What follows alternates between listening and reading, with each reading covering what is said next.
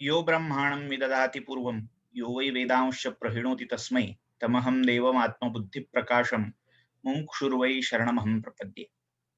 सर्वांना सादर सप्रेम नमस्कार.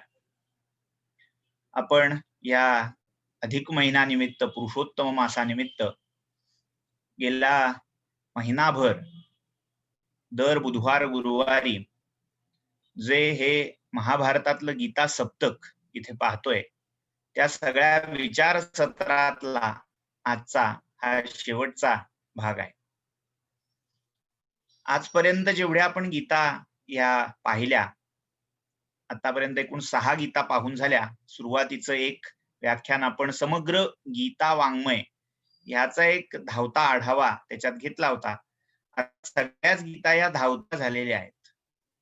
मुळात ह्या सगळ्या विचार सत्राचं प्रयोजन गीतांची समग्र माहिती देणं असं नाहीये, तर गीतांच्या अध्ययनासाठी वेगवेगळ्या या ज्या गीता आहेत त्या परिचित व्हाव्यात लोकांना, त्यांचा अभ्यास करण्यासाठी, त्यांचं पठण करण्यासाठी लोक उद्युक्त व्हावेत, यासाठी आपण म्हटलं होतं. त्यामुळे 1-1.25 तासाच्या कालावधीमध्ये एवढा सगळा विस्तार मांडणं हे तितकं शक्य नाही आणि हे सगळ्यांना कल्पना आहे असं मी गृहीत धरतो.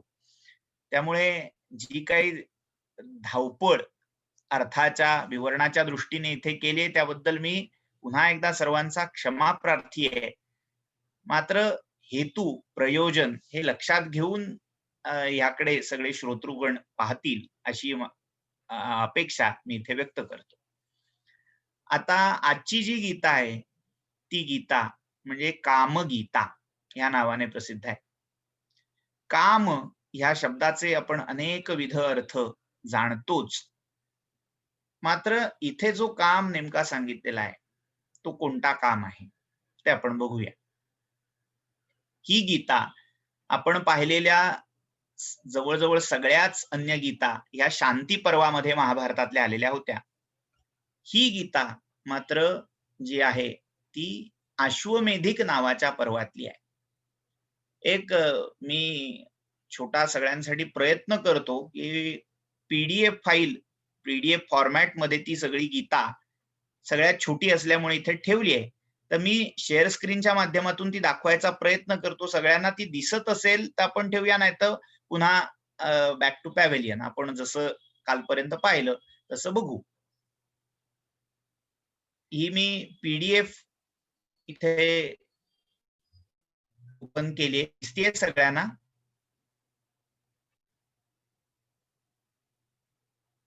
हो सर, दिसते सगळ्यांना.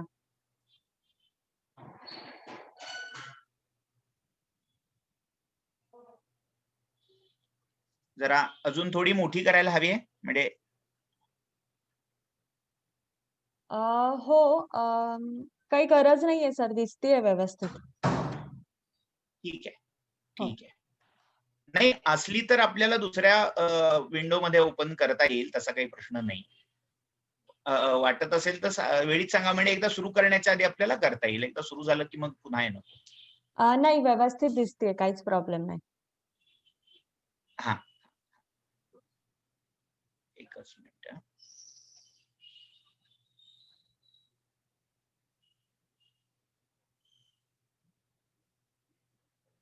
अरे बापरे, हा गोंधळ झाला जरा. अश्वमेधिक पर्व आहे. 12वं पर्व शांती पर्व, त्यानंतरचं 13वं अनुशासन पर्व आणि त्याच्यानंतरचं अश्वमेधिक पर्व, अशी ही क्रमाने पर्व. त्यातलं शांती पर्वामध्ये कालपर्यंतच्या सगळ्या गीता येतात. आजची गीता ही अश्वमेधिक पर्वामध्ये आलेली आहे. युधिष्ठिराच्या अश्वमेध यज्ञासाठी जो काही सगळा संभृत संभार होण्याचा प्रकार चालला होता, मुळात एवढं सगळं आपल्याच गोत्रजांचं, आपल्याच आप्तस्वकीयांचं रक्त या युद्धात वाहिलंय. या शोकामुळे, या दुःखामुळे त्याला राज्य करू नये, संन्यास घ्यावा अशी इच्छा मनात वारंवार दाटून यायला लागली होती. त्यामुळे झालं असं की गत तेज झाला हा युधिष्ठिर. जेव्हा व्यास महर्षींना आला, युधिष्ठिर असा हतप्रभ झालाय आणि त्याला महर्षी वेदव्यास आणि भगवान श्रीकृष्ण परोपरीने समजावतायत. तर जेव्हा हा उपदेश भगवान श्रीकृष्ण युधिष्ठिराला करतायत, तो त्यांनी केलेला उपदेश म्हणजे ही कामगीता आहे. आता इथे सुरुवातच उपदेशाने आहे, त्यामुळे प्रश्न काही विचारायची भानगड नाहीये. वासुदेव उवाच. आता इथेही एक मेख आहे. जेव्हा भगवान उवाच असं असतं तेव्हा आणि वासुदेव उवाच श्रीकृष्ण म्हणतायत, श्रीकृष्ण बोलतायत, असं जेव्हा श्रीमद भगवद्गीतेत म्हटलंय तेव्हा वासुदेव उवाच असं न म्हणता किंवा श्रीकृष्ण उवाच असं न म्हणता भगवान उवाच असं आहे. महाभारताच्याच प्राचीन प्रतीमध्ये हा सगळा भेद केलेला आढळतो. त्याच्या मागचं कारण काय असेल? ज्यावेळी भगवान परमात्मा, विश्वाचा संचालक, उत्पत्ती स्थिती लय करणारा या भूमिकेतून बोलताय, तेव्हा ते भगवान या विशेषणाने व्यासानी संबोधलंय त्यांना. आणि ज्यावेळी कृष्ण या भूमिकेतून म्हणजे देवकी वसुदेवांचा पुत्र कृष्ण, युधिष्ठिराचा हितचिंतक या भावनेतून काही बोलतायत, उपदेश करतायत, तेव्हा मात्र कृष्णांचा उल्लेख वासुदेव म्हणून केलेला आहे. तर इथे परमात्मा कृष्ण म्हणून उपदेश करत नाहीये, तर ते हितैषी युधिष्ठिराचे हितचिंतक या दृष्टीने उपदेश करतायत. त्यामुळे भगवान उवाच असं न येता इथे वासुदेव उवाच असं येतं. म्हणजे नावाचा जो प्रयोग तिथे केलेला आहे त्याच्यामध्येही काही विशिष्ट भाव कसा गृहीत धरलेला असतो हे आपल्याला स्पष्ट होईल. आपण गीतेला सुरुवात करूया. वासुदेव उवाच न बाह्यं द्रव्यमुत्सृज्य सिद्धिर्भवति भारत शारीरं द्रव्यमुत्सृज्य सिद्धिर्भवति. आता इथे कोणत्याही प्रकारची सिद्धी ही बाह्यद्रव्याचा त्याग करून होईलच गॅरंटी नाही. आणि आंतरिक द्रव्य म्हणजे ज्याला शारीर द्रव्य असं म्हणता येईल, त्याचाही त्याग करून ती सिद्धी प्राप्त होईलच असं नाही. म्हणजे कोणत्याही प्रकारे जे कर्म आहे ते टाकून चालत नाही. जो उपदेश गीतेमध्ये केलेला आहे तोच इथे भगवंत वेगळ्या शब्दात युधिष्ठिराला करतायत. तिथे अर्जुनाला केलाय, इथे युधिष्ठिराला. आता नेमकं काय सांगायचंय भगवंताला?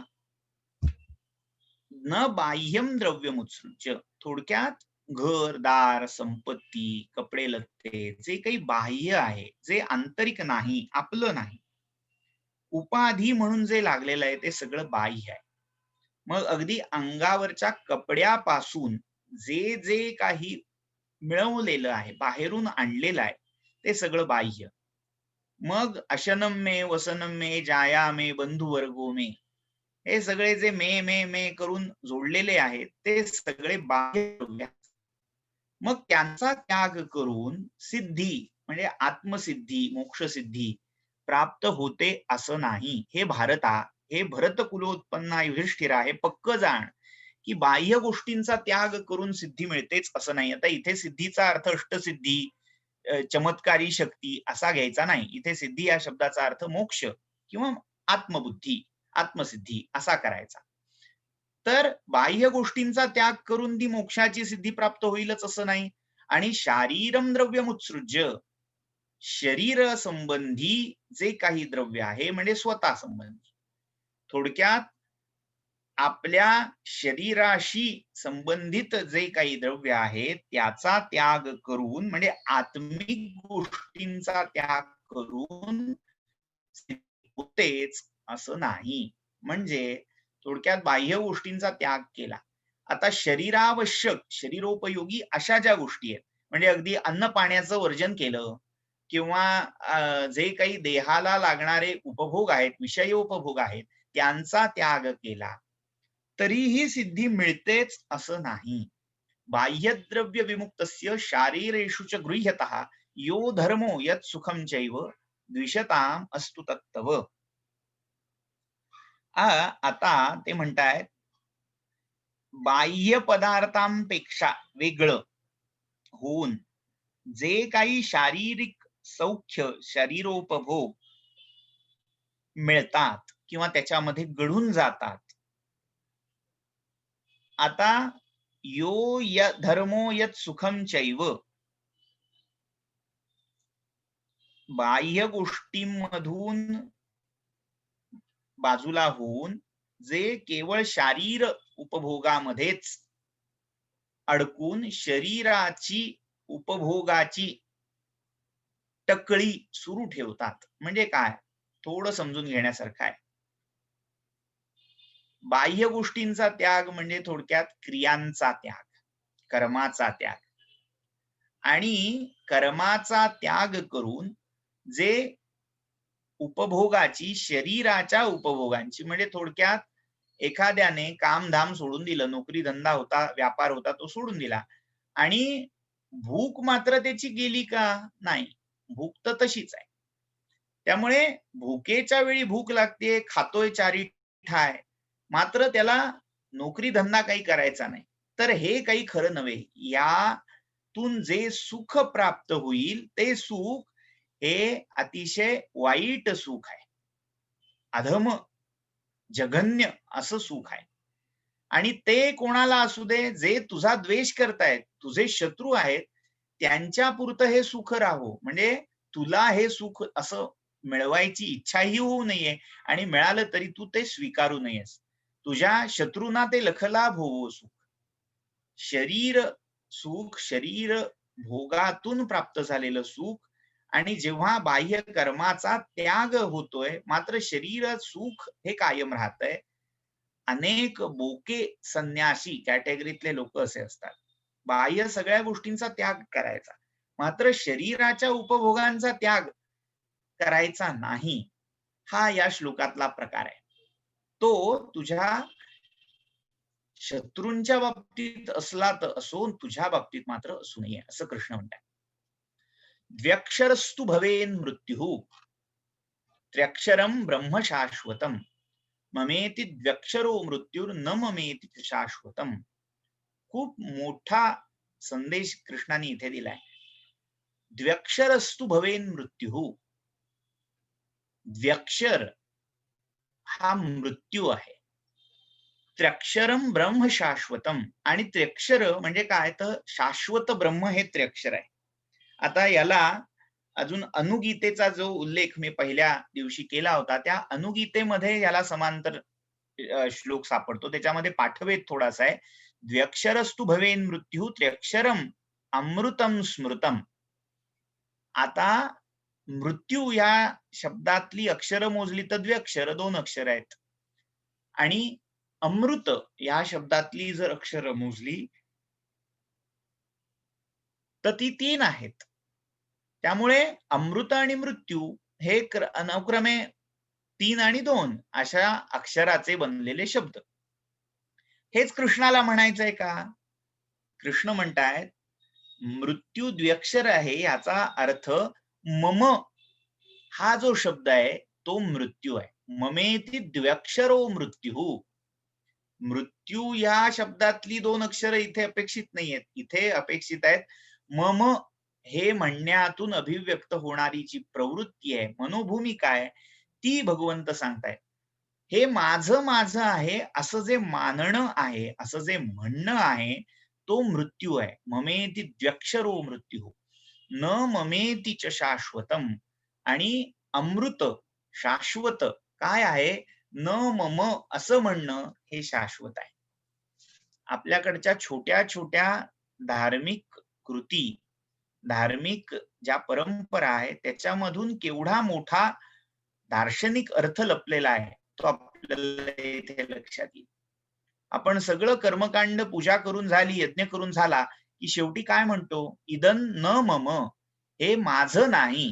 का न मम का म्हणायचं? उलट आपण आजच्या व्यवहाराचा विचार केला तर हे माझं आहे असं म्हटलं पाहिजे. मी केलं, हा यज्ञ मी केला, हे कर्म मी केलं, हे पुण्याचं काम मी केलं, हे माझं आहे.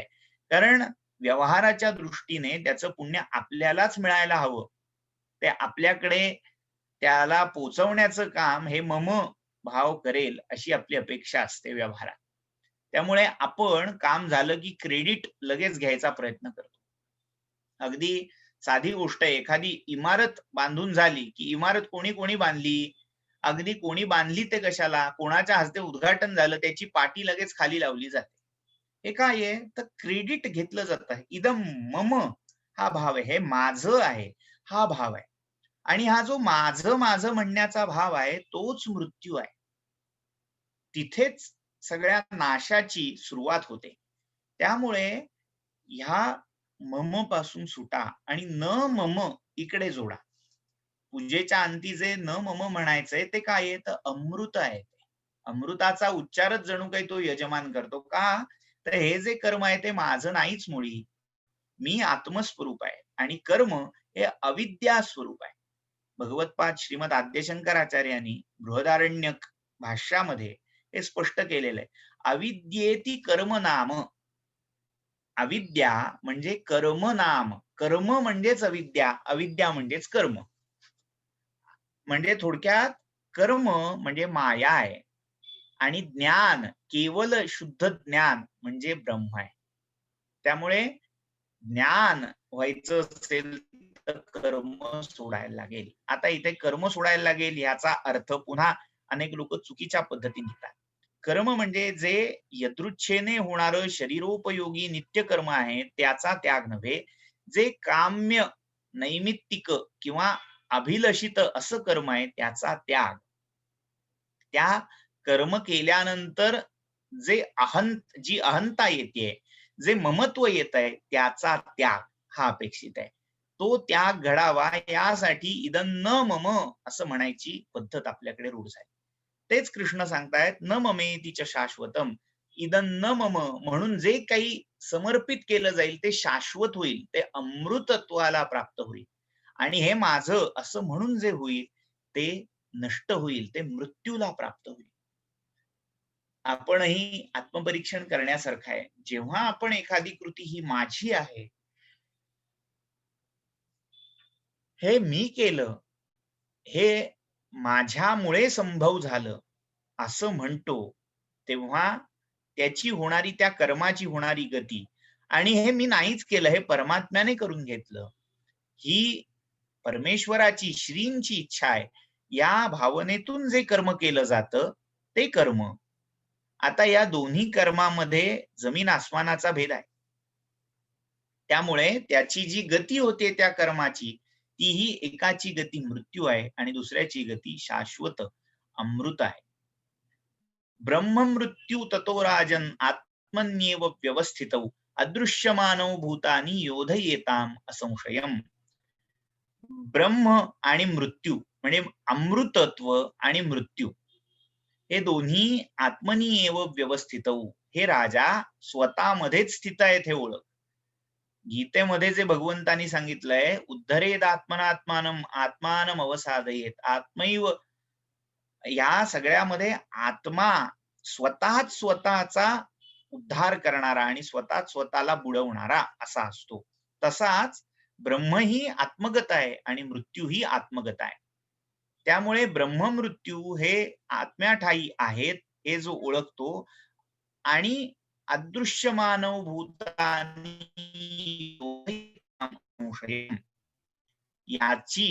याच्याशी हा जो मृत्यू आहे स्वतःमधला तोच या सगळ्याच हा जो द्वंद्व भाव आहे त्याच परिणत रूप म्हणजे अदृश्यमानव भूतानी. हे दोनही भाव अदृश्य आहेत मात्र सतत प्राण्यांना भूतांना एकमेकांमध्ये लढवणारे आहेत, द्वंद्व उत्पन्न करणारे आहेत. अविनाशोस्य तत्वस्य नियतो यदि भारत भीत्वा शरीरम भूतानाम अहिंसाम प्रतिपद्यते. हे जे एकमात्र तत्व ब्रह्म आहे त्या तत्वाचं रूप हे अविनाशी आहे. अविनाशोस्य तत्वस्य नियतो यदि भारत, जर ते नियतच आहे, ठरलेलंच आहे, भीत्वा शरीरम भूतानाम अहिंसाम प्रतिपद्यते. त्यामुळे भूतांचं शरीर मात्र भिन्न होतं, आतलं जे तत्व आहे ते कायम अहिंसेठायी प्रतिष्ठित होतं. म्हणजे थोडक्यात असा स्वतःला अविनाशी, स्वतःच अविनाशी रूप जाणणारा आत्मा हा अहिंसक होतो, त्याला अहिंसेचं फळ प्राप्त होतं. म्हणजे किंबहुना शरीराने जरी त्याने हिंसा केली तरी ती हिंसा स्वतःला अविनाशी आत्मरूप जाणणाऱ्याला बाधू शकत नाही. लब्ध्वा हि पृथ्वीं कृत्स्नां सहस्थावर जंगमां ममत्वं यस्य नैव स्यात् किं तया स करिष्यति. ज्याच्या ठाई ममत्वच नाही, हे माझं आहे असा ममत्तेचा, अहंकाराचा, लोभाचा भाग नाही, त्याला ही अख्खी पृथ्वी जरी झाली, प्राप्त झाली, लब्ध्वा ही पृथ्वीं कृत्स्नां सहस्थावर जंगमाम, पृथ्वीवरच्या स्थावर म्हणजे स्थिर आणि जंगम म्हणजे गतिमान अशा उभयात्मक तत्वांनी परिपूर्ण अशी ही पृथ्वी जरी प्राप्त झाली तरी ज्याला ममत्वच राहिलं नाही, जो ममतेत बद्धच झाला नाही, त्याला त्या पृथ्वीविषयी काय वाटेल? आसक्ती वाटेल का? काय करेल तो त्या पृथ्वीचं? थोडक्यात त्याला या पृथ्वीची आवश्यकताच नाही. लिओ टॉल्स्टॉय नावाचा एक रशियन फार मोठा विचारवंत आणि लेखक होऊन गेला, कथाकार होऊन गेला. त्याची गोष्ट प्रसिद्ध आहे, अनेकांनी ही ऐकलेही असेल. एका माणसाला असं वरदान मिळालं की आजच्या सूर्योदयापासून सूर्यास्तापर्यंत जेवढा धावशील आणि पुन्हा जिथून सुरू झालास तिथे परत येशील तर जेवढं धावलायस तेवढी सगळी जमीन तुझी. आता झालं असं, या वरदानाने मोह लोभ चढला आणि हा मनुष्य सैरा वैरा धावायला, सगळीकडे धावतोय आणि धावता धावता धावता कुठेही थांबत नाहीये. झालं असं, सकाळी निघाला धावत, दुपारी थांबला नाही, कारण थांबलं की कमी तेवढी जमीन मिळवता येईल, अधिकाधिक जमीन मिळवायचे म्हणून अगदी सूर्यास्त होईपर्यंत धावत राहिला. आणि सूर्यास्त व्हायची वेळ आली तेव्हा त्याच्या लक्षात आलं की परमेश्वरांनी आपल्याला वरदान देताना सांगितलं होतं की जिथून सुरू झालाय तुझं धावणं त्या ठिकाणी तू परत आलं पाहिजेस, तरच ही सगळी जमीन तुला मिळेल. हे लक्षात आल्या क्षणी तो उलटा धावायला लागला आणि या सगळ्या गडबडीत न थकता न थांबता धावत राहिल्यामुळे त्याची फुफ्फुस फुटून गेली, प्राण निघून गेला आणि तो शेवटी तिथेच त्या जमिनीवर कोसळला. आणि एवढं सगळं जी जमीन मिळवली होती ती जमीन त्याच्याबरोबर गेली का? तर नाही. त्याचं दहन किंवा दफन काही करायचं झालं तर 2.5 हात जमिनीत सगळा त्याचा कारभार आटोपला होता. तसं इथे जो ह्या शरीराला अनित्य आणि त्या शरीराठायी आत्म्याला नित्य आहे, अविनाशी तो आहे असं जाणतो, तो हिंसा करत नाही आणि त्या हिंसेच्या पलीकडे जाऊन त्याला ती पृथ्वी जरी त्या हिंसेतून मिळाली काय तरी ज्याचं ममत्व संपून गेलंय त्याला तिच्याविषयी विशेष कौतुक वाटत नाही. थोडक्यामध्ये ह्या युधिष्ठिराला भगवंत एक पद्धतीने सुनावताय की ही सगळी पृथ्वी तुझी जिंकून झालेली आहे, मात्र जर ह्या पृथ्वीच्या ठाई ममत्व ठेवशील, ही माझं आहे मी कमावलं असं म्हणशील तर तुला बंधन प्राप्त होईल. आणि जर ही माझी नाही असं तू म्हणालास, इदन्न मम हा भाव तिच्या ठाई ठेवलास तर आपसुक तू सुखी होशील, सर्व सुखाचं आगर तुझ्या हाती गवसेल. अथवा वसतः पार्थ वने वन्येन जीवतः ममता यस्य वित्तेषु मृत्योरास्ये सवर्तते. किंवा एखादा सगळा काही ही पृथ्वी उपभोगतोय मात्र तो न मम म्हणतोय, हे माझं नाही हे जाणतोय, तर त्याला दुःख कधी प्राप्त होणार नाही, किंबहुना त्याला मृत्यूही येणार नाही. आणि याच्या उलट सगळ्याचा सर्व संघांचा परित्याग करून हा वनामध्ये जाऊन राहिलाय साधक, मात्र त्या वनाला वनचरत्वाला, त्या वनातल्या राहण्याला, त्या जीवनाला जो मम म्हणतोय त्याच्या ठाई ममता ज्याची जडलेली आहे, तो कितीही जरी म्हणाला मी मुक्त झालो तरी तो शेवटी मृत्यूच्याच मुखात पडणार आहे. ममता यस्य वित्तेषु, जे काही मिळवलंय, मग वन वित्त या शब्दाचा अर्थ जे काही पोझेशन आपलं आहे ते सगळं, मग वनामध्ये जे कमवलेलं असेल तेही पोझेशनच आहे. किंबहुना सुखोपभोगामधली जी आसक्ती आहे ती कमी न होता केवळ वैराग्य देहाने घेतल्यामुळे, वस्त्र संन्यासी झाल्यामुळे धोका असा आहे की होऊ असं शकतं की मनामध्ये वासना, ममत्व तसंच राहिलं, देहानी फक्त त्याग केला. त्यामुळे देहानी त्याग केला, मनाने त्यांचं चिंतन होतच राहिलं. ममता यस्य वित्तेषु मृत्योरास्ये स वर्तते. तो मृत्यूच्या मुखातच पडलेला आहे असं जाणावं. इथे मिसप्रिंट झालेलं आहे, मृत्योरांस्ये, तर मृत्योरास्ये असं हवंय. तर तो मृत्यूच्या मुखातच पडलेला आहे असं जाणावं. कोण? जो मम मम म्हणतोय. भले तो वनात राहील, त्याला मागे मी जी कथा सांगितली होती, लंगोटी ही आपली वाटेल आणि त्या एका लंगोटीमुळे बाकी सगळं सोडलं असतानाही पुन्हा बंधनात पडायची वेळ या जीवावर येईल. पुढचा श्लोक. बाह्यांतराणाम शत्रूणाम स्वभावम पश्य भारत, यन्न पश्यति तद्भूतम मुच्यते स महद्भयात्. बाह्यांतराणाम शत्रूणाम, रात्रंदिन आम्हा युद्धाचा प्रसंग अंतर्बाह्य जग आणि मन असं तुकोबा म्हणतात. या बाह्य आणि अंतर अशा उभयत्र असणाऱ्या शत्रूंना, त्या शत्रूंच्या स्वभावाला, प्रकृतीचा, हे भारता नीट जाणून घे, ओळख. पश्य भारत, यन्न पश्यति तद्भूतम मुच्यते स महाभयात्. जो या सगळ्या पदार्थांठाई ममत्व बुद्धी ठेवत नाही, म्हणजे तसं पाहत नाही, यन्न पश्यति तद्भूतम, तसं पाहणं म्हणजे काय, हे माझं आहे असं म्हणून जो पाहत नाही, त्याला मुच्यते स महाभयात, त्याला भय प्राप्ती होत नाही, तो पुन्हा भयाच्या कचाट्यात सापडत नाही, तो निर्भय होऊन जातो, अभय त्याला प्राप्त होतं. जसं आपण मागे पाहिलं की दैवात संपद विभाग योगामध्ये सगळ्यात पहिली दैवी संपत्ती कोणती सांगितली, तर अभयम सत्व संशुद्धी.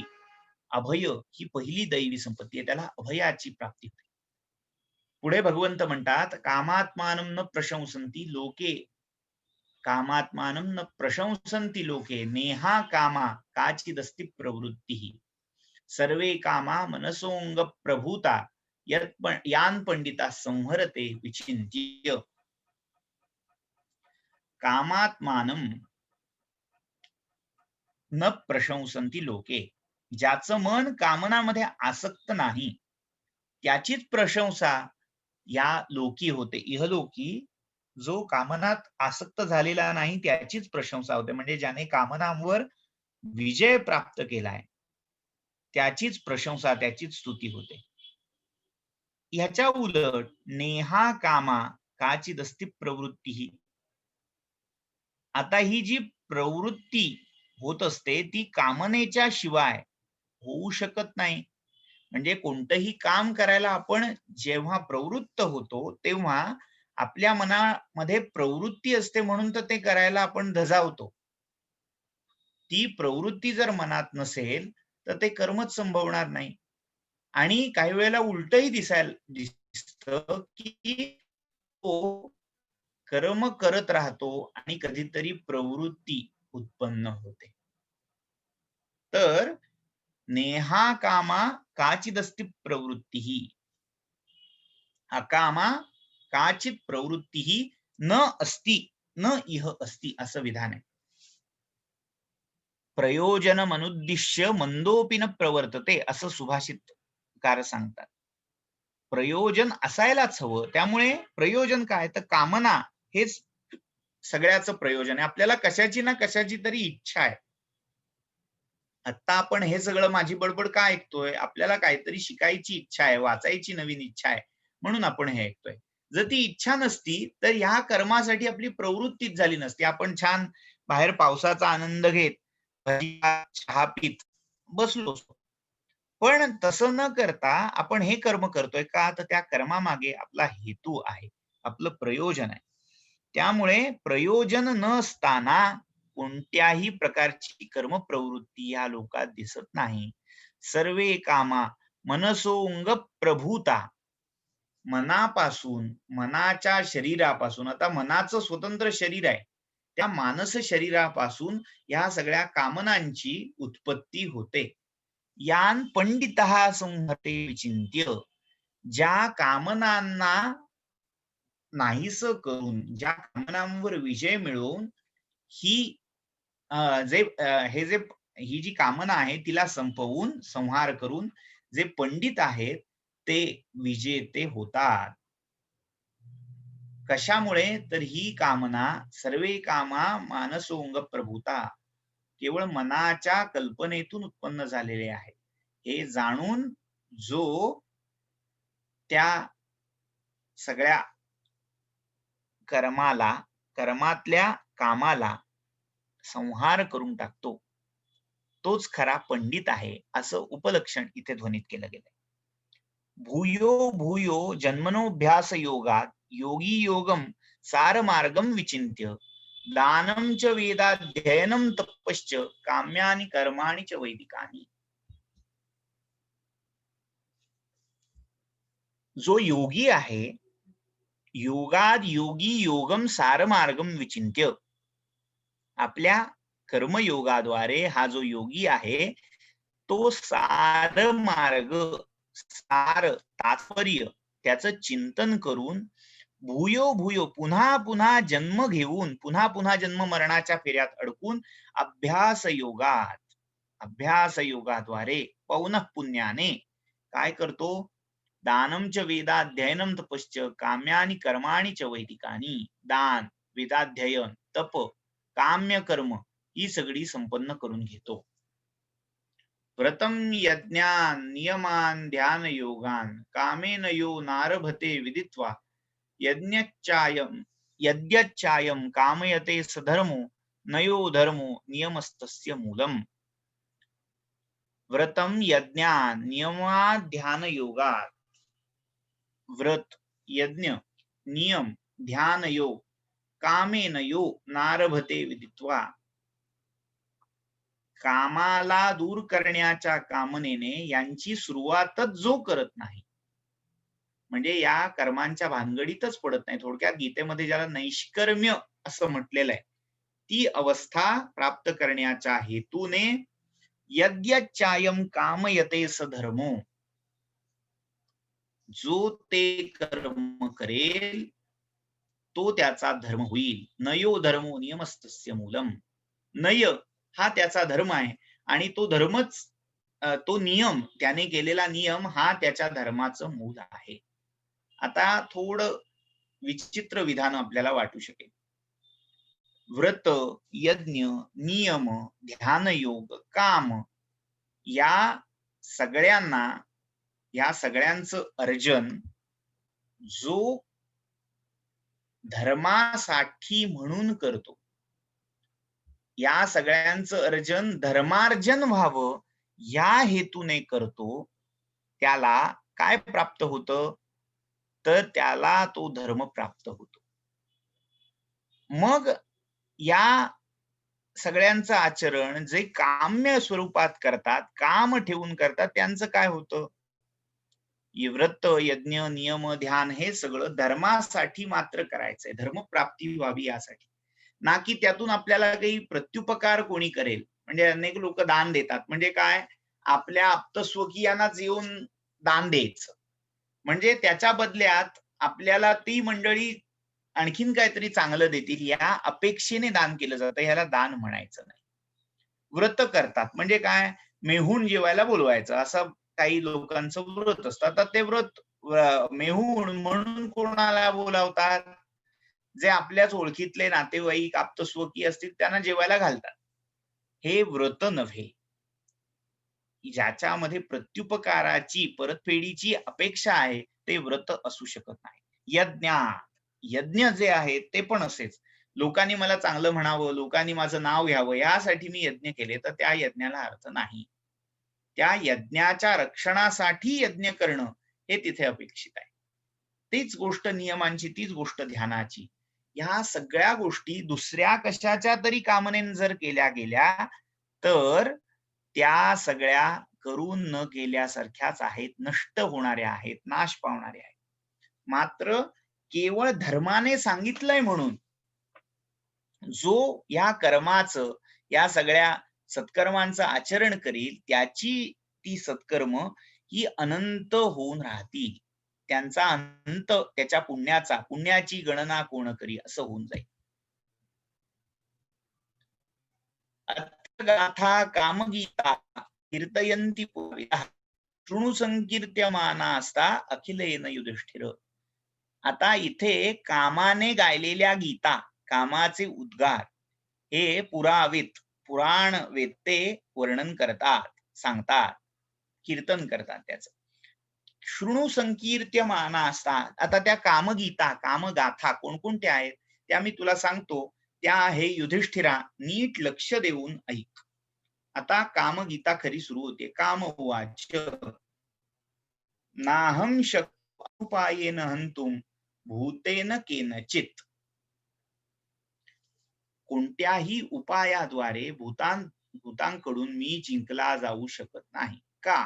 त्याचं कारण काम पुढे सांगतोय. यो माम प्रयतते हंतुम ज्ञात्वा प्रहरणे बलम तस्य तस्मिन् प्रहरणे पुनः प्रादुर्भवाम्यहम. जो मला मारायची इच्छा करतो, जो मला मारण्यासाठी शस्त्र उगारतो, तस्य तस्मिन् प्रहरणे पुनः प्रादुर्भवाम्यहम. ज्याला मला मारण्याचे, आता हे काम सांगतोय, ज्याला मला मारण्याची इच्छा आहे आणि मला मारण्यासाठी जो माझ्यावर शस्त्र उगारतो, ज्या ज्या काही गोष्टी करतो त्या गोष्टीतून, त्याच्या शस्त्र उगारण्यातूनच पुन्हा मी जन्माला येतो. म्हणजे काय? तर साधी गोष्ट आहे. कामाला मारावं हीच कामना जो धरून बसलाय तो, याच्यासाठी कामाला कसं मारायचं, कसं संपवायचं, याच्यासाठी शास्त्रांनी 2 आदर्श घालून दिलेले आहेत. श्रीमद भागवतामध्ये नरनारायण ऋषींचं आख्यान येतं. 11व्या स्कंदामध्ये हे आख्यान आलेलं आहे. एकदा झालं काय, आपल्याला भगवान शंकरांची कथा माहिती आहे. भगवान शंकर सतीच्या देहत्यागानंतर एकाकी असे फिरतायत सगळीकडे, आणि ते फिरत असताना त्यांना विवाहाची, सांसारिक सुखाची इच्छा व्हावी यासाठी हिमालय कन्यका पार्वती हिची योजना आणि तिच्या मदतीसाठी कामदेवाची योजना देवतांनी केली. आणि जेव्हा पार्वती शिवांच्या जवळ गेली, जिथे शिव ध्यान करत बसले होते एकांतात, तिथे गेली आणि शिवांच्या अंग प्रत्यंगांना स्पर्श करायला लागली, त्यावेळी शिवानी डोळे उघडून पाहिलं. आता झालं असं, ही समोर कन्या आहे, लावण्यवती आहे, हे पाहून त्यांच्या मनात चलबिचल उत्पन्न झाली. आणि ज्या क्षणी चलबिचल उत्पन्न झाली त्या क्षणी शिवानी ओळखलं की इथे कोणीतरी तिसरा आहे आणि तो मला वश करण्याचा प्रयत्न करतोय. जेव्हा त्यांनी अंतर्दृष्टीने पाहिलं तेव्हा समोरच्या वृक्षावर आंब्याच्या पानामागे शुकाच्या रूपात दडून घेतले बसलेला कामदेव त्यांना दिसला, आणि त्यांना लक्षात आलं की हा सगळा प्रकार हा कामदेवाचा आहे. त्यामुळे शिवानी तात्काळ तृतीय नेत्र उघडला आणि कामदेवाचं भस्म करून टाकलं. आता ही कथा आपल्याला माहितीच आहे सगळ्यांना, अन्य पुराणात आलेली आहे, शिवपुराणातही आलेली आहे. मात्र भागवत पुराणामध्ये ह्याच्यामधला पाठवे तसा देतात की हा जो सर्गक्रम आहे हा आता या सगळ्या सर्गक्रमामधल्या काम या भावनेवर अवलंबून आहे. शिवानी जेव्हा त्या कामाचं दहन केलं तेव्हा ती सगळी सर्ग कामना ही जाळून टाकली, नवनिर्मितीची बीजच जाळून टाकली. आता झालं असं की रतीच्या विलापावरून त्या कामाला पुनरुज्जीवित केलं आणि अनंगत्व बहाल केलं. अनंग केला म्हणजे अंगरहित असूनही त्याला भाव अस्तित्व प्रदान केलं. आणि पुढे कृष्णांचा पुत्र जो प्रद्युम्न, त्या रूपामध्ये तू पुन्हा अवतार घेशील असंही एक वरदान त्या कामदेवाला दिलं.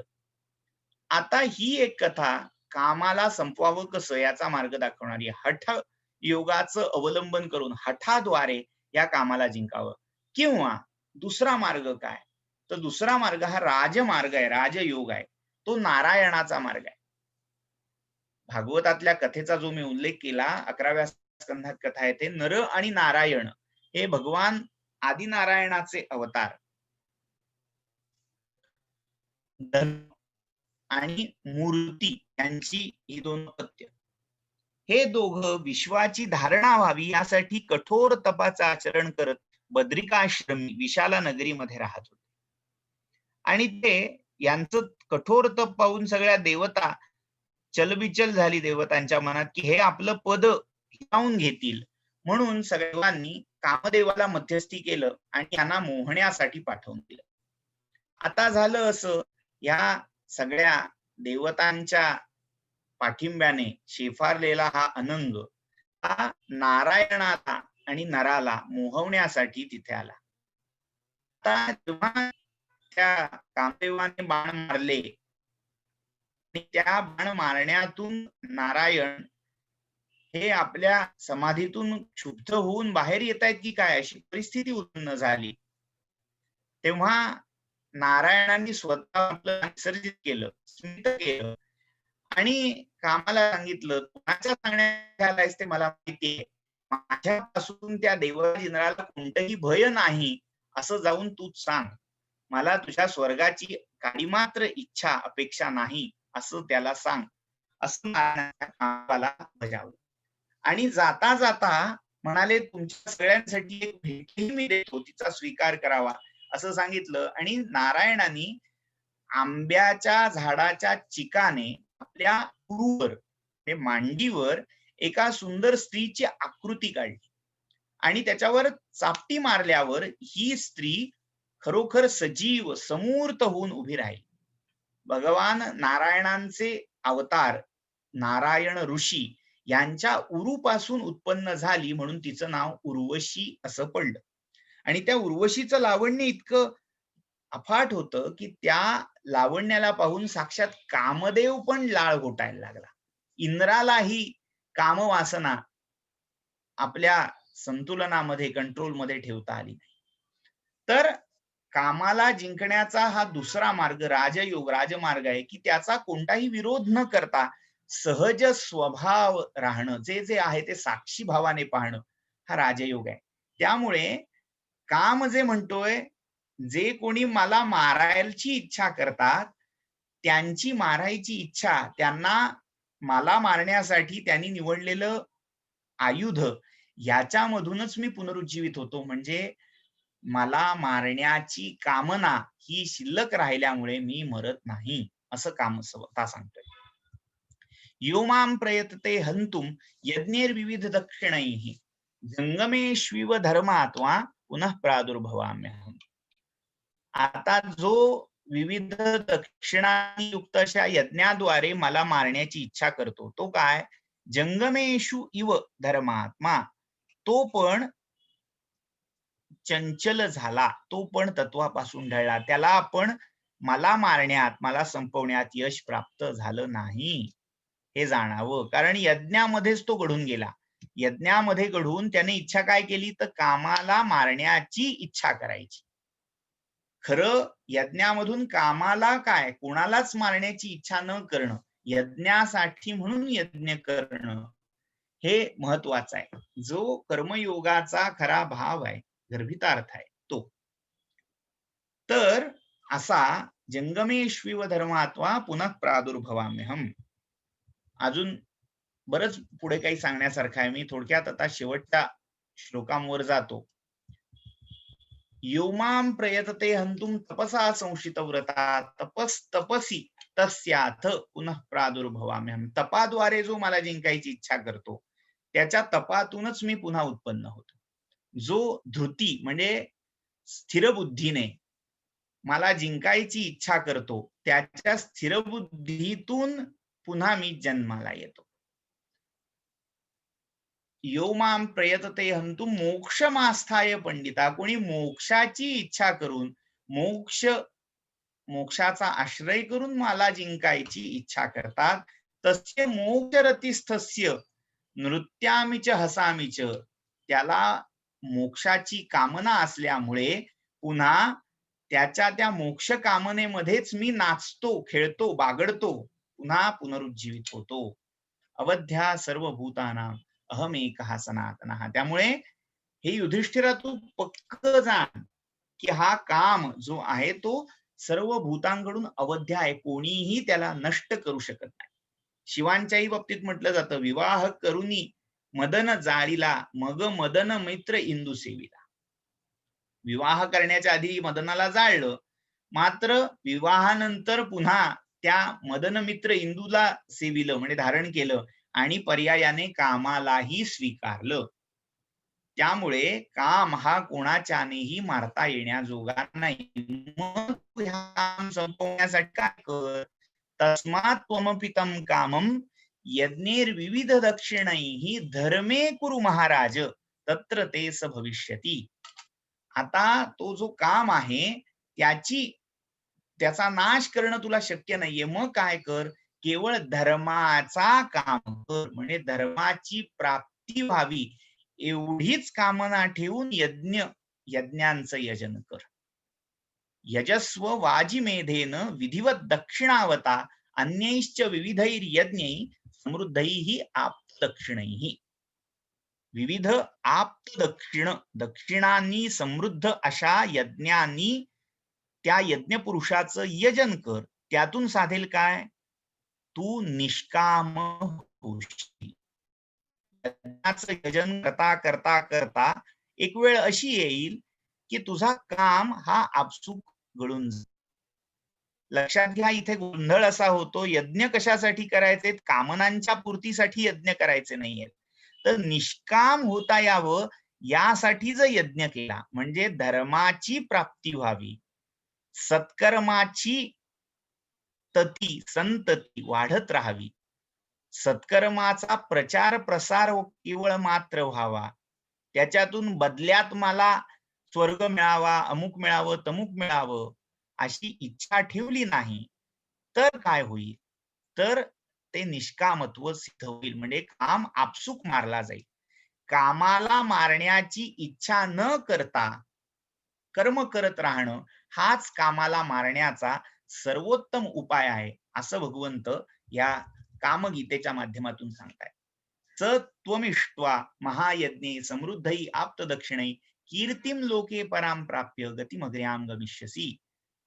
तो तू या दक्षिणांनी संपन्न समृद्ध अशा महायज्ञांचं यजन करून परम कीर्तीला इह परलोकी प्राप्त होशील, आणि त्या इह परगतीच्याही पलीकडची जी कैवल्याची गती आहे, परब्रह्माची गती आहे, ती परब्रह्माची सायुज्य गती तुला प्राप्त होईल.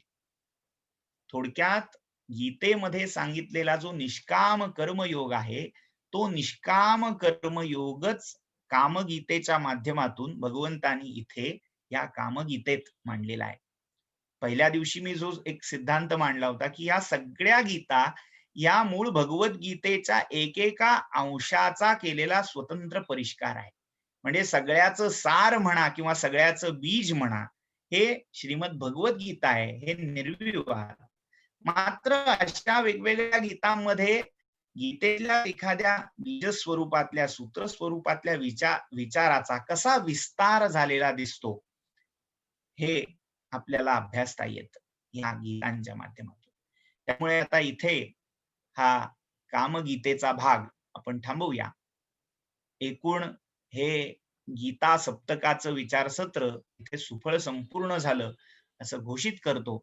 आता जर काही शंका असतील, प्रश्न असतील तर त्यांचा आपण विचार करूया, नाहीतर आपण थांबायला हरकत नाही.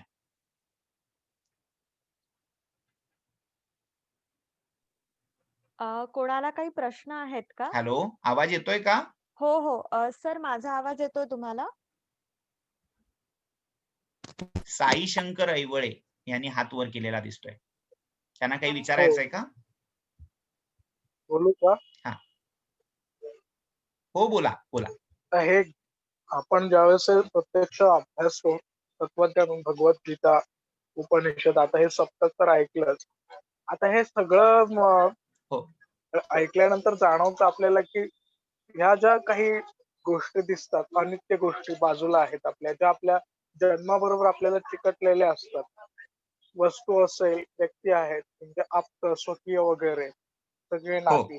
आता यांच्यातून जर बाहेर पडायचं म्हटलं या मोहातून, तर एक प्रोसिजर खूप कठीण वाटते. म्हणजे कसं काय करणार हे कळत नाही. पण शेवटी आपल्याला जाणवतं, की हे अनित्य आहे आणि याच्यातून बाहेर पडायचंय. नेमकं हे कळत नाही, की हो सुरुवात हो कुठे कसं करायची? कारण काय, की ह्या हो कोणत्याही गोष्टीच्या जर मोहात आपण पडलो, तर हो शेवटी आपल्याला गती नाहीये. हो आणि कितीही जवळ म्हटलं तरी ते स्वार्थापुरते जवळ येणारी असतात लोकं. हो आणि विषय वस्तूंचा काय नाही मिळालं तर पुन्हा आपल्याला क्रोध आणि पुन्हा समूह, विनाश सगळ्या गोष्टी आल्या. मग बरोबर. काय हे प्रॅक्टिकली आपण कसं हे करू शकतो? नेहमी मला प्रश्न पडतो. हम्म हम्म हम्म. एक करण्यासारखी गोष्ट, पुन्हा इथे गीतेचंच सूत्र आपल्याला लक्षात ठेवायला लागेल. आपण त्याग ज्याला म्हणतोय त्याला म्हणजे नेमकं काय करायचंय? घरातल्या लोकांना सोडून जंगलात जाऊन बसायचंय का? आश्रम थाटून बसायचंय का? यातून खरंच तो त्याग, संन्यास सिद्ध होणार आहे का? का आपण काही आपल्या घरातल्या लोकांवरची, आपल्या इस्टेटीवरची, संपत्तीवरची ममता दूर करून त्या आश्रमाला मम करतोय? घोटाळा असा होतो की आपण ममाचं स्थानक बदलतो, ममची जागा बदलतो. म्हणजे त्या जागा बदलण्याला आपण जर संन्यास म्हणत असू तर तो संन्यास होऊ शकत नाही. इथे आता प्रकर्षाने सांगितलं गेलंय. सुरुवात कशी करायची, कुठून करायची, हा प्रश्न काय येतोय? तर आपल्याला असं वाटतं की जिथपर्यंत आपण यांना सोडून घराबाहेर पडत नाही तिथपर्यंत काही खरं नाही, तिथपर्यंत काही वैराग्य येणार नाही, व्यक्ती येणार नाही. मात्र संतांनी किंवा महाभारतातही पुढे अनेक ठिकाणी याचा निर्देश केलेला आहे. न लागे सायास जावे वनांतरा, हा सिद्धांत पुन्हा पुन्हा सांगितला. वनात न जाता घरात बसल्या बसल्या या गोष्टी, वैराग्य हे साधता येतं. त्याच्यासाठी सगळ्यात उत्तम मार्ग सांगितला हा भगवंताचा नामस्मरणाचा मार्ग आहे. भगवंताचं सतत स्मरण असावं, नाम घ्यावं. त्यासाठी आधी नाम घेतलं की आपसूक कधी ना कधीतरी स्मरण होत जातं. आणि ह्या स्मरणातून साधतं काय? तर वैराग्य आपसूक येतं. आता कदाचित शंका अशी येईल की हे वैराग्य नामस्मरणातून कसं येईल? तर एकमात्र भगवंत हा नित्य आहे, बाकी सगळ्या गोष्टी अनित्य आहेत, हा विचार जसजसा बाणत जातो, एकमात्र परमात्मा म्हणजे जसं मीरेच्या बाबतीत झालं, मेरे तो गिरीधर गोपाल दुसरा न कोई, या भावनेतूनच ती परमात्म्याशी जोडली गेली आणि आपसूक वैराग्य आलं. तसं भगवंताचं स्मरण हा वैराग्य प्राप्तीचा सगळ्यात उत्तम मार्ग आहे. मुळात विराग असा शब्द आहे वैराग्यमध्ये. विगतः राग हा म्हणजे राग याचा अर्थ आसक्ती, आसक्ती जाणं. आता ती आसक्ती जाणं कुठनं जाणं? संसाराच्या पदार्थातून, संसाराच्या विषयातून जाणं म्हणजे विगत राग होणं. आणि त्या विराग याचा दुसराही एक संदर्भ दिला जातो, विशेषेण राग हा, आत्यंतिक विशेषत्वाने आसक्त होणं. ही आसक्ती कुठे? तर मर्त्य उपभोगामध्ये नाही, आप्तस्वकीयामध्ये नाही, तर भगवंताच्या ठाई विशेष अनुराग धरणं, विशेष आसक्ती धरणं, म्हणजेही ते वैराग्य आहे. भगवंताच्या ठाई विशेष प्रेम धरलं, त्याची भक्ती सुरू केली की आपसूक वैराग्य शोधावं लागत नाही, आणावं लागत नाही. एक साधी गोष्ट आहे, आपण जे पूजोपचार करतो, देवाची पूजा करतो, त्याच्यामध्ये आपण नैवेद्य दाखवतो. काय छोट आहे, कृती अगदी हलकी वाटते आपल्याला, मात्र त्याच्या मागचा आशय खूप मोठा आहे. आपण जे खातोय ते भगवंताला अर्पण करून खातोय, म्हणजे त्या खाण्यामधलं ममत्व संपलं, आसक्ती संपली, तिथे विगत रागत्व आलं. जे काही उरलंय ते भगवंताचा प्रसाद म्हणून आपण खातो. तर अशी जर डोळसपणे भगवंताची भक्ती केली तर घराबाहेर न जाता, कोणत्याही प्रकारचा त्याग न करता आपसूक वैराग्य साधता येईल. त्यामुळे अगदी सुरुवात करायचीच असेल तर आता कसं काय करायचं, भावनिक गुंतवणूक फार आहे, ती कशी सोडवत नाही. तर ती सोडण्यासाठी सगळ्यात सोपा उपाय भगवंताचं स्मरण हाच आहे. ज्यांना हे पटत नसेल त्यांच्यासाठी एक दुष्कर मार्ग गीतेमध्येच सांगितला गेलेला आहे.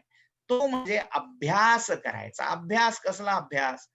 तर न मम म्हणायचा अभ्यास. हे माझं नाही, हे माझं नाही. एखादं सुख जेव्हा आपल्याला मिळतंय, तेव्हा ते मिळता क्षणी आपल्या मनात जो उद्रेक होतो आनंदाचा, तो क्षयू होतो. त्या क्षणी हे माझं नाही, हे म्हणायला शिकायचं. कोणाचे हे घर, हा देह कोणाचा, ज्ञानेश्वर माऊलींचा जो अभंग आहे तो मनाशी घोळवायचा. तो घोळवल्यामुळे काय होईल? न मम, हे माझं नाही, हे माझं नाही, हे घोळवल्यामुळे, ह्या अभ्यास केल्यामुळे आपसूक त्यातली आसक्ती कमी होईल आणि वैराग्य वाढेल.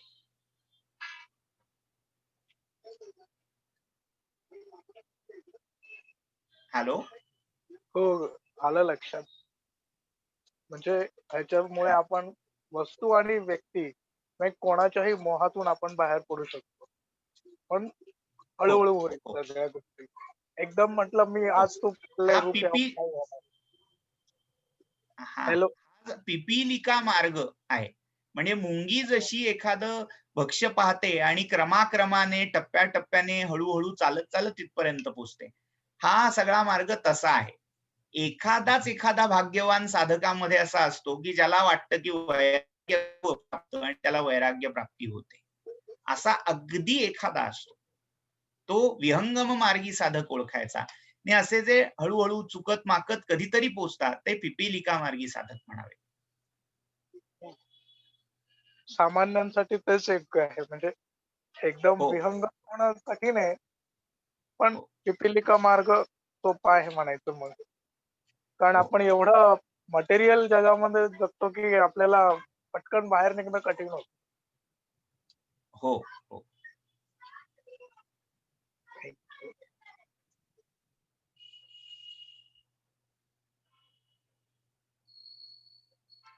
हॅलो. हॅलो सर, येतोय आवाज ऐकू? हो, येतोय येतोय. अजून कोणाला प्रश्न आहेत? 2 हात वर आलेले दिसत आहेत. हो हो, करते. हॅलो. तिचं काय आणि जेवण सोपं आहे. तिला वरण भात लागतो फक्त, त्याच्यामुळे तिचं काही बाकीचे दिवस असतात. वरण भात काय ठेवायची मला नव्हतं. हॅलो, मराठे सर तुम्हाला अनम्यूट केलंय. हा, बोलू का मी? हो हो, बोला. हो, बोला. आता हे भगवद्गीता हॅलो. आवाज गेला सर, मराठे सर, आवाज गेला. हा, देहापासून तुम्ही आत्मा कमेंट वेगळा बॉक्स आहे. मध्ये कमेंटच्या स्वरूप हा हा हा, बोलू का? हा, हो, बोलू. बोला बोला, आवाज जातोय तुमचा. हा हो, बोला. हा हा. हे आतापर्यंत हॅलो मराठे सर. काही संबंध नाही. शरीर वेगळा, आत्मा वेगळा आहे. हॅलो मराठे सर. परंतु हा, तुमचा आवाज बोला. कट होतोय. बर. तर तुम्ही चॅट बॉक्स मध्ये शंका टाकली चालेल, म्हणजे टाईप करता येण्याजोगी असेल तर. बर. आता येतोय, आता येतोय.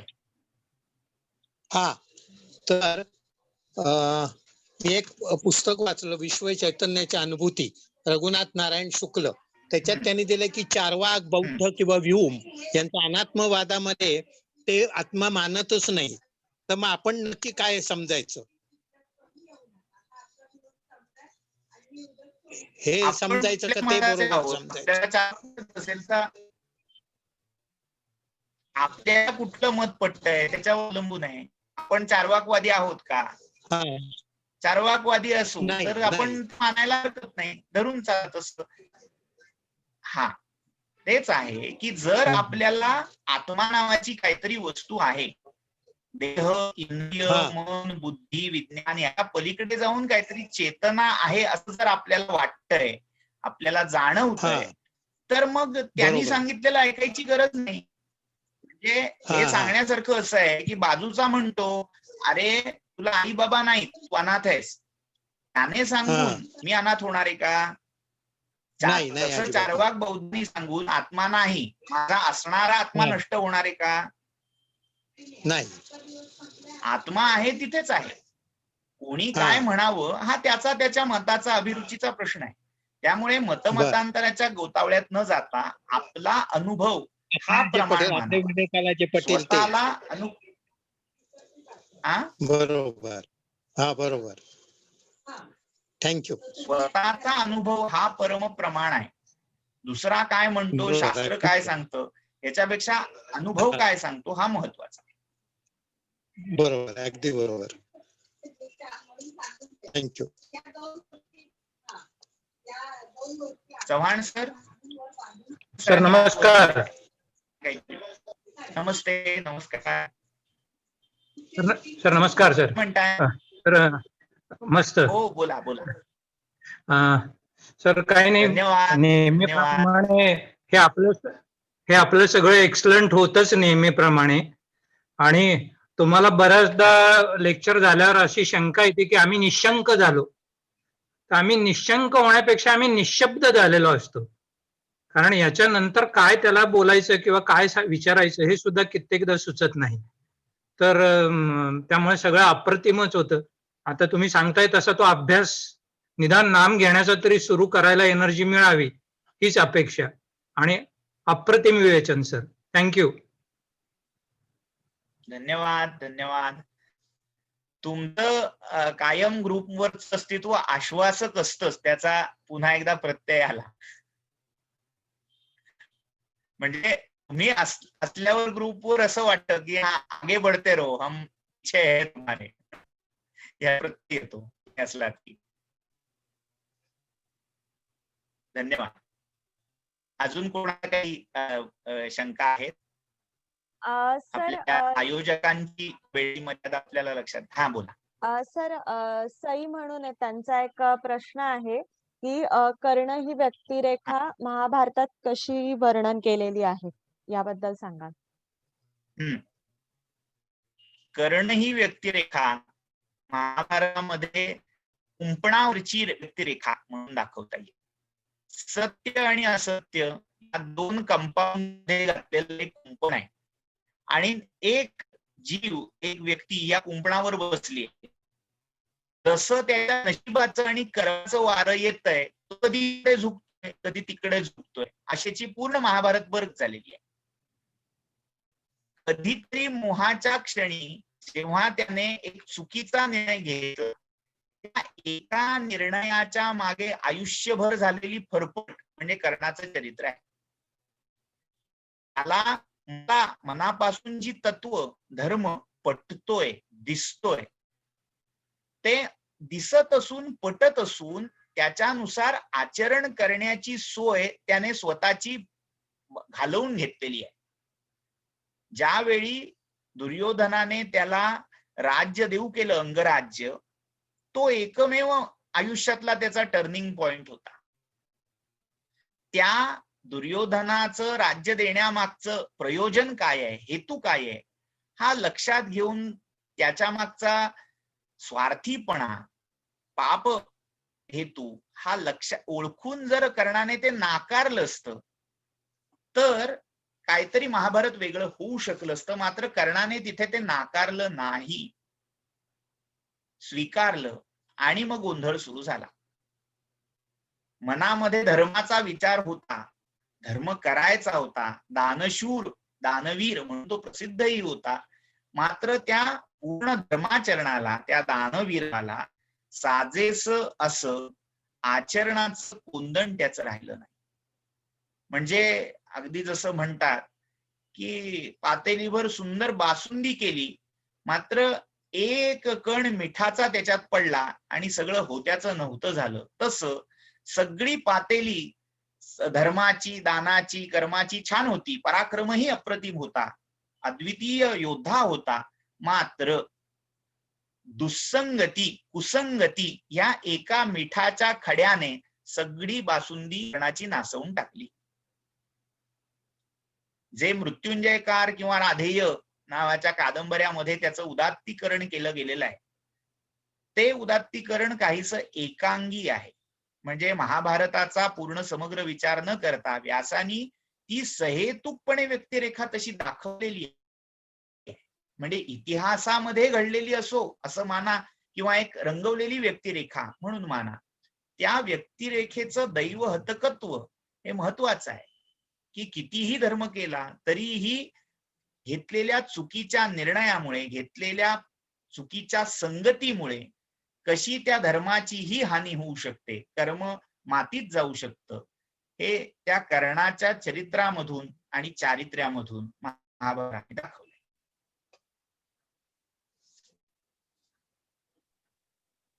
सर, अजून एक प्रश्न आहे आपल्याला साई शंकर ऐवाळे यांचा, की भीष्मांबद्दल काय सांगता येईल? भीष्मांबद्दल ज्ञानाचा महानिधी, म्हणजे त्याच्याविषयी सांगायचं झालं तर पूज्य श्री गोविंददेव गिरीजी महाराजांनी एक सुंदर शब्द वापरलाय. भीष्म हा चतुर्दशीचा चंद्र आहे. भगवान श्रीकृष्ण हे षोडश कलांनी युक्त परिपूर्ण चंद्र आहेत आणि भीष्म हा चतुर्दशीला चतुर्दशाव्या कळेत अडकलेला चंद्र आहे. भगवंताई परिपूर्ण ताठाई नाही, एकांगी असणारं धर्माचं स्वरूप पकडले. म्हणजे थोडक्यात धर्माचं कलेवर पकडणारा सगळ्यात श्रेष्ठ पुरुष भारतातला कोण असेल तर ते भीष्म होते.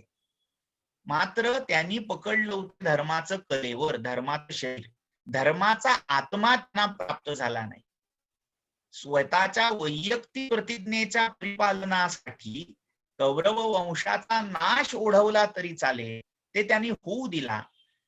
तर वेळीच स्वतःची प्रतिज्ञा आवर ठेवून, वेळ प्रसंगी स्वतःकडे कमी घेऊन भीष्मांच्याच बाबतीत कृष्णांनी ते दाखवून दिलं की निशस्त्र मी अशी प्रतिज्ञा भीष्म समोर आहेत आणि लोककल्याणासाठी आपली वैयक्तिक प्रतिज्ञा कवटाळून बसण्यापेक्षा लोककल्याण महत्वाचं आहे. त्यासाठी भले प्रतिज्ञा मिळली तरी चालेल दाखवण्यासाठी 3ऱ्या आणि 9व्या दिवशी त्यांनी शस्त्र घेऊन भीष्मांवर धावून गेले. त्यामुळे धर्माचा आत्यंतिक विचार, धर्माचा पूर्ण ज्ञाता असूनही धर्माचा आत्मा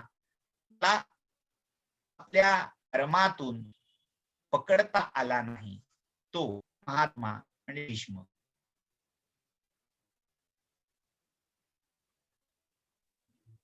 अजून कोणाचे काही प्रश्न आहेत?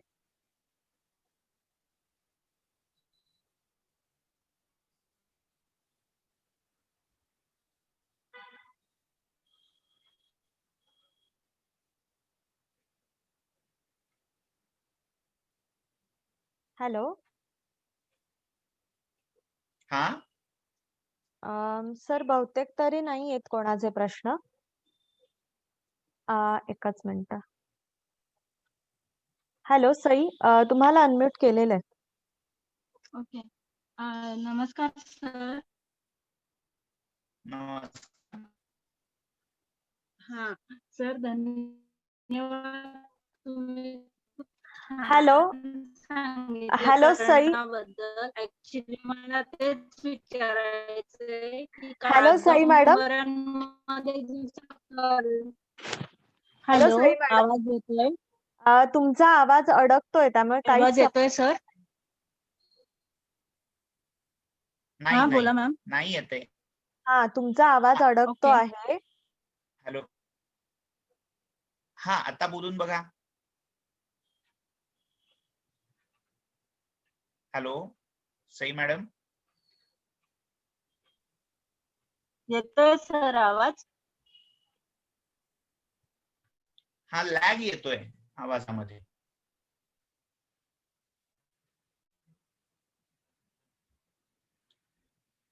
हरकत नाही, तुम्हाला जी काही शंका असेल ती तुम्ही मुग्धा मॅडमकडे किंवा अन्य जे तुमचे रिसोर्स पर्सन असतील त्यांच्याकडे विचारली तरी त्यांच्याकडून माझ्यापर्यंत पोचली तर मी उत्तर द्यायचा नक्कीच प्रयत्न करीन.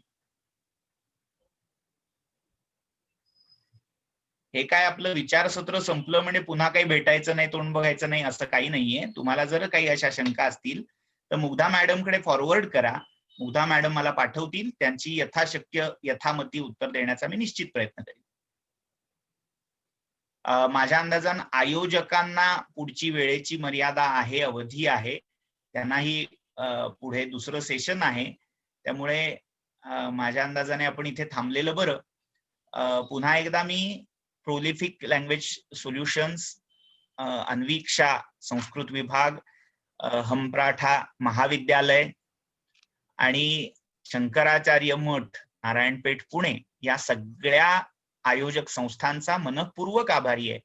आणि या संस्था म्हणजे त्या संस्थांच्या माध्यमातून कामं करणारी जी एक एक मंडळी आहेत, म्हणजे आता मुग्धा मॅडम असतील, आता सगळ्यांची नावं मला माहिती नाहीयेत खरं तर, पण एकेकाचा नामनिर्देश न करता त्या संस्थात्मक पातळीवर जे जे कोणी झोकून देऊन काम करतायत, खरंच सगळ्यांचं अभिनंदन करावं तितकं थोडं आहे. त्यांचं पुन्हा एकदा मनापासून अभिनंदन करतो आणि त्यांना खूप खूप शुभेच्छा देतो. त्यांनी असेच उत्तमोत्तम उपक्रम करत राहावेत. असंच अनेकांना, संस्कृत रसिकांना, ज्यांना संस्कृत जाणून घ्यायचंय अशा जिज्ञासूंना एक उत्तम प्लॅटफॉर्म उपलब्ध करून देत राहावा आणि त्यांच्या कामामध्ये परमेश्वराने त्यांना उत्तम यश द्यावं अशी प्रार्थना करतो. त्यांचे अनेकानेक आभार मानतो आणि इथे सर्वांची रजा घेतो. आणि सगळ्यात महत्वाचं, श्रोते तुम्ही हो महेशाची या मूर्ती, जे काही वेडवाकडं इथे बोललो ते ऐकून घेतलं तुम्ही, त्यासाठी तुम्हा समस्त श्रोतृवर्गाचे पुन्हा एकदा आभार. धन्यवाद. धन्यवाद सर. तुम्ही आता 8 दिवसामध्ये म्हणजे बुधवार गुरुवारमध्ये 23 तारखेपासून आपण या व्याख्यानाला सुरुवात केलेली आहे आणि या 8 दिवसामध्ये तुम्ही जे विविध गीतांवरचं जे विवेचन केलं, ते अतिशय सुमधुर आणि एकदम सोप्या भाषेमध्ये ते तुम्ही सगळ्यांना समजेल असं केलेलं आहे. आणि याच्याशी आपले जे सगळे पार्टिसिपेट आहेत तेही सहमत असतीलच. तर त्यामुळे सगळ्यात पहिल्यांदा मी तुमचे आभार मानते. त्याचप्रमाणे अन्वीक्षा संस्कृत विभाग, हमप्राठा कॉलेज, HPTRYK HPT कॉलेज यांचेही मी आभार मानते. त्याचप्रमाणे श्रीमद जगद्गुरु शंकराचार्य मठ नारायणपेठ पुणे यांचेही मी आभार मानते. त्यांच्या सहकार्याने आपण हे व्याख्यान घेऊ शकलो. त्याचप्रमाणे श्रीधर ज्योतिर्वास्तू हे जे आहेत, त्याचे जे आपले तन्मय सर जे आहेत, तन्मय भोळे सर, तर त्यांनी आपल्याला ही लिंक उपलब्ध करून दिली, त्यामुळे मी त्यांचेही आभार मानते. त्याचप्रमाणे लीना हुन्नरगीकर या ज्या संस्कृत विभागाच्या HOD आहेत, तर त्यांचेही मी आभार मानते. आणि सगळ्यात शेवटी आपले जे श्रोतृवर्ग आहेत, त्यांचे सगळ्यांचे मी आभार मानते. लॉकडाऊन पासून आपण ही जी व्याख्यानमाला सुरू केलेली आहे, तर त्याला तुम्ही सगळेजण खूप भरभरून प्रतिसाद देत आहात आणि सगळ्यांच्या आग्रहास्तव आपण ही व्याख्यानमाला पुढेही अशीच चालू ठेवणार आहोत. आणि त्याचं जे पुढचं 8वं पुष्प आहे, ते आपण 26 तारखेपासून 26 ऑक्टोबर इथपासून आपण सुरुवात करणार आहोत. आणि त्याचा विषय हा वेदांत दर्शनामधले जे 5 महत्वाचे आचार्य आहेत, तर त्यांच्याबद्दल आपण विवेचन त्यामध्ये घेणार आहोत. आणि ते आपल्याला रुपाली कविश्वर या ज्या अमरावती कॉलेज, गव्हर्नमेंट कॉलेजच्या ज्या HOD आहेत, त्या आपल्याला देणार आहेत. तर सगळ्यांचे मी परत एकदा आभार मानते आणि आपण पुन्हा भेटूयात 26 ऑक्टोबरला. धन्यवाद. आणि या व्याख्यानाबद्दल जर बाकीचे जे डिटेल्स आहेत, तर ते आपल्याला व्हॉट्सअप ग्रुपवरती पाठवले जातील. आणि त्याचबरोबर आपण हे जे व्याख्यान घेतो आहोत, तर त्यामध्ये बऱ्याच जणांनी आम्हाला अशी रिक्वेस्ट केलेली आहे की तुम्ही याबद्दल काही मूल्य ठेवावं. पण आपण त्याच्यासाठी मूल्य ठेवलेलं नाही, पण आपण याच्यामध्ये एक असं सुचवलेलं आहे असं, की तुम्ही ऐच्छिक मूल्य देऊ शकतात. म्हणजे मूल्य तुम्हाला द्यायचं असेल तर तुम्ही देऊ शकतात आणि त्याचे जे डिटेल्स आहेत ते आपल्याला ग्रुपवरती पाठवले जातील. तर तुम्ही ऐच्छिक मूल्य तुमच्या मर्जीनुसार तुम्हाला जेवढं द्यावंसं वाटेल तेवढं तुम्ही देऊ शकतात. धन्यवाद सगळ्यांचे परत एकदा.